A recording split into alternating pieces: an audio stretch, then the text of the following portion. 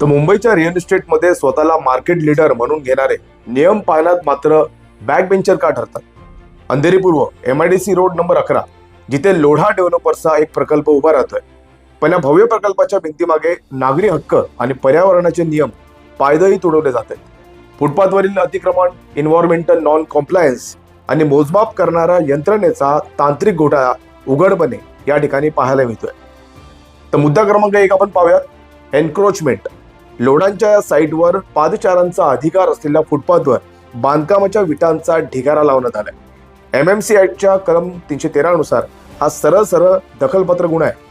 विकासाच्या नावाखाली पब्लिक इन्फ्रास्ट्रक्चरची ही लूट महापालिकेला दिसत नाही का, की बड्या बिल्डरच्या दबावाखाली प्रशासन नतमस्तक झालंय? दुसरा आणि सर्वात गंभीर प्रकार म्हणजे इथे लावलेला AQI डिस्प्ले बोर्ड. कडक उन्हाळ्यात हा तांत्रिक बोर्ड तापमान दाखवतोय 0.0 डिग्री सेल्सिअस. म्हणजे कडक उन्हातही मुंबईत बर्फ पडतोय की काय, असा उपरोधिक प्रश्न हा पाहून पडलाय.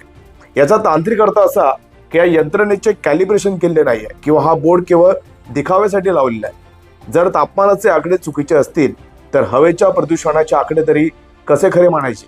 ही जनतेची शुद्ध फसवणूक आहे. मुद्दा क्रमांक 3. ऑक्युपेशनल हॅझर्ड सुरक्षेचे नियम फक्त कागदावरच मर्यादित आहेत. BOCW कायद्यानुसार साईटवर काम करणाऱ्या मजुरांकडे सेफ्टी किट्स असणं बंधनकारक आहे. मात्र विना हेल्मेट आणि विना सुरक्षा बेल्ट उंचावर काम सुरू आहे. उद्या एखादी मोठी दुर्घटना घडली तर याची कायदेशीर जबाबदारी तेवढा ग्रुप घेणार का? मुळात ब्रँड मोठा असल्यानं नियम धाब्यावर बसवण्याचा परवाना तुम्हाला मिळतो का? आणि MIDC प्रशासनालाही आमचा प्रश्न आहे की तुमच्या नाकाखाली सुरू असलेल्या या नियमबाह्य कामावर कारवाई कधी होणार?